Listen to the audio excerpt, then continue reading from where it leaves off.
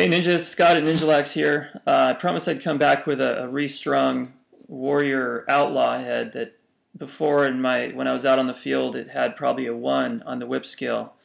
And after using my other sticks I couldn't even hit the cage with it, so definitely needed some work.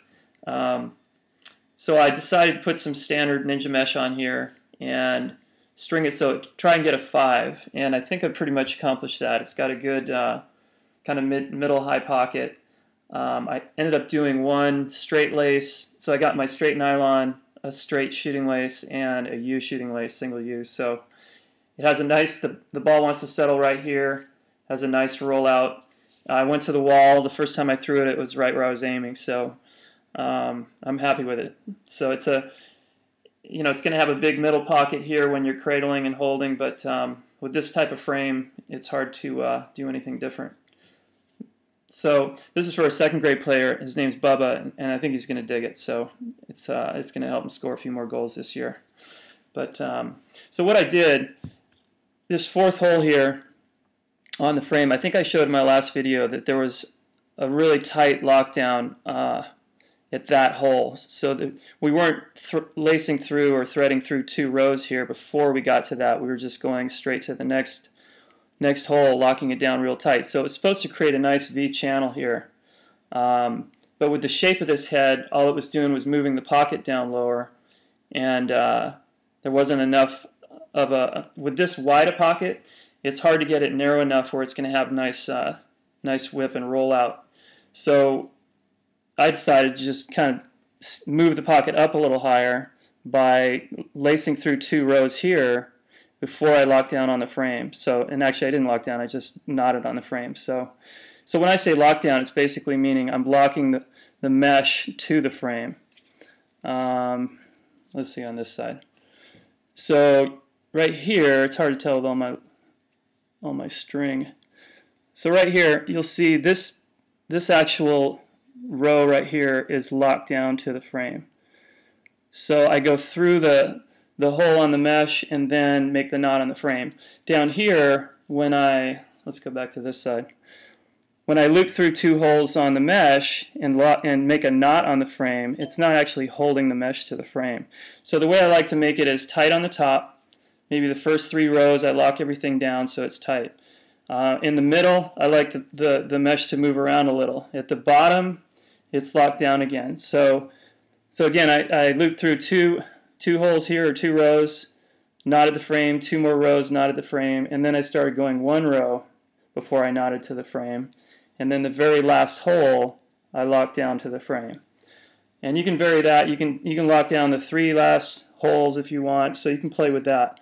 But that's how I like to do it, and I like the way it throws and catches and cradles that way. So, and that's the real difference, is how does it throw, catch, and cradle. I don't care how it looks. To me this looks fine, but if it plays well, then it's good. So that's what we did on that head. That's what I did. Now here's what I did. So if you want to do this, if you want to do that lockdown that locks, this has got a simple top string here already in, and I've done the first hole for the sidewall. So now for the lockdown for this next hole, you'll see it here. I'm going to go through from the outside.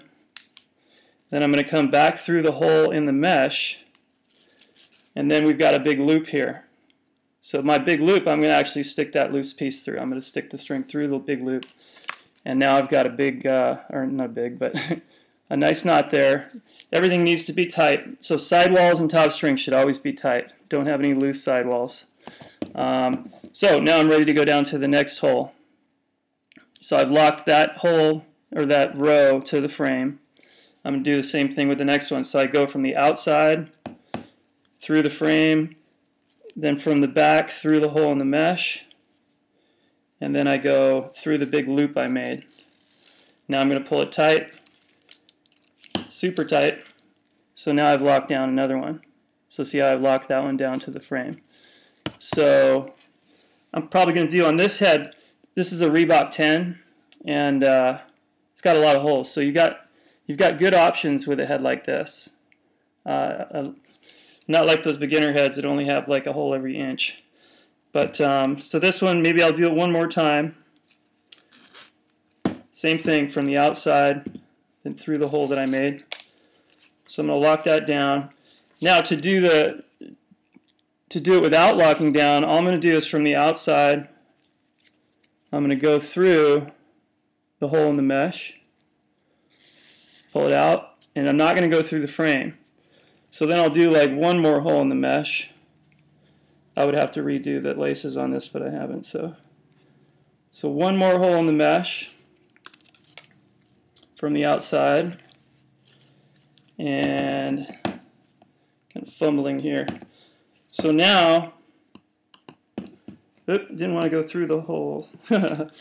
So all I did was loop through simple, through the mesh, loop through the second hole, and now I'm ready to go to the frame. So let's say I skip a hole. I've got my 2 in a row here. I'm going to skip that one and then go from the outside through that second hole. But I'm not going to go through the mesh now. I'm just going to go through the frame and then bring the string back through the loop. So that's what I ended up doing in the other one. So when you crank it down, this is what you get. So the mesh is actually not locked down on that last one. See how it's basically loose? So I looped through 2 holes, did a knot on the frame, and now I'm ready to do 2 more. So I could even skip 2 holes on the frame. I wouldn't do more than 3 holes in the mesh before I lock it down, or before I knot it to the frame. But like I say, with this kind of frame, with this head, you have a lot of options. So you could skip 2 holes on the head. You could loop through 2 holes on the mesh. There's all kinds of stuff you could mess with. So that's the easy thing about a beginner head. At least you don't have as much time to waste on playing with different techniques. So that's pretty much the secret.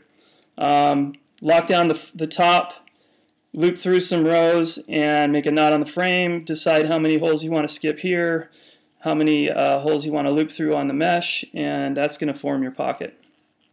And you saw what I did on that other one. It works pretty well. So it's lacrosse season now, everyone, so have fun out there. Play hard, play safe, and don't forget to buy your NinjaMesh. All right, take care.